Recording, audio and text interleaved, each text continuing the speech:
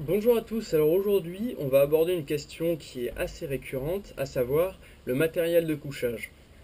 Alors le matériel de couchage, tout d'abord c'est ultra important de bien prévoir en randonnée ou toute activité comme ça, parce que le sommeil c'est vraiment réparateur, ça vous redonnera vraiment un coup de fouet et si vous dormez mal ou si vous ne dormez pas, ça sera vraiment la dèche pour vous. Donc c'est pour ça qu'il faut choisir un matériel de couchage adapté à ce que vous voulez faire déjà et à votre type d'activité. Donc moi, le plus souvent, donc je me balade en forêt.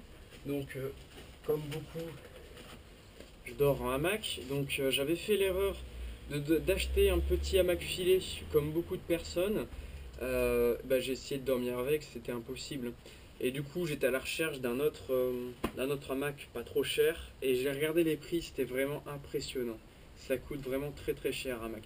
Du coup, j'ai acheté ça, MFH. Ça coûtait 17 euros, je crois. Pas bien cher. Et ça, c'est une surface de couchage de 2 mètres en fait. Du coup, on dort vraiment très bien dedans. Je l'ai testé une fois et c'est vraiment très, enfin sans dormir, mais c'est vraiment très confortable et on a vraiment un grand espace pour dormir. Donc, ce qui est vraiment très bien. Sachant qu'on peut dormir, je sais plus le nom exact, je crois que c'est à la brésilienne, donc c'est dormir en biais pour qu'on ait vraiment le dos plat. Donc ça c'était donc pour le matelas, mais je dors aussi parfois en tente. Mais parce que enfin, je dors tout le temps dans les tentes des autres parce que moi j'en ai pas. Du coup, je suis à la recherche donc une tente. Je voudrais une tente assez compacte, pourquoi pas une personne, qui soit assez légère et surtout qui soit très compacte une fois rangée. Donc, si vous avez un modèle spécifique que vous connaissez, n'hésitez pas à me le dire ou en commentaire. Pardon. Si jamais je ne suis pas en forêt ou que je suis en tente, j'ai mon thermarest autogonflant.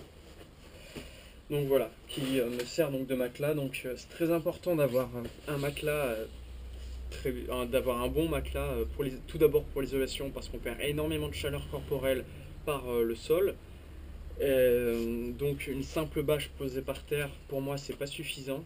Donc le thermarest pour moi c'est ce qu'il y a de meilleur je pense parce que c'est pas comme les matelas mousse donc ça prend bien moins de place une fois plié et c'est bien plus résistant donc ça risque pas de se déchirer et puis je pense qu'avant que ça crève un thermarest sachant que c'est une très très bonne qualité je pense qu'on a de la marge. Donc comme toi une bonne vieille bâche donc j'ai opté cette fois-ci j'en ai racheté une parce que l'autre était vraiment trop grosse pour une 3x2 compacté au maximum avec des sandos, un jeu de sandos, tac, parfait. Euh, pour le confort, encore un oreiller parce que, bon, d'accord, je suis pas un vrai aventurier, j'ai un oreiller, mais c'est vraiment, après une journée de marche, c'est vraiment un réconfort qu'on mérite, un oreiller. Autogonflant, pareil, donc ça prend pas de place quand c'est replié. Et comme sac de couchage, j'ai donc le S5 de Quechua. Voilà, très très très bon sac de couchage. Donc j'y reviendrai sûrement. C'est le meilleur sac de couchage dans lequel j'ai dormi pour l'instant. Et c'est vraiment un tout petit sac de couchage attendez, quand vous dormez dedans. Enfin, quand vous le repliez, pardon, plutôt. Je suis fatigué. Il est tout petit, il est grand comme ça. Donc c'est vrai parce qu'en fait, son sac de transport, c'est un sac de compression. Et ça, c'est vraiment bien d'y avoir pensé. C'est vraiment très efficace. Donc ultra confortable, ultra chaud aussi. J'ai dormi par des températures à peu près de zéro dedans, sans avoir froid en dormant en sous-vêtements. Donc avec à l'intérieur un petit sac en soie, un petit sac à viande.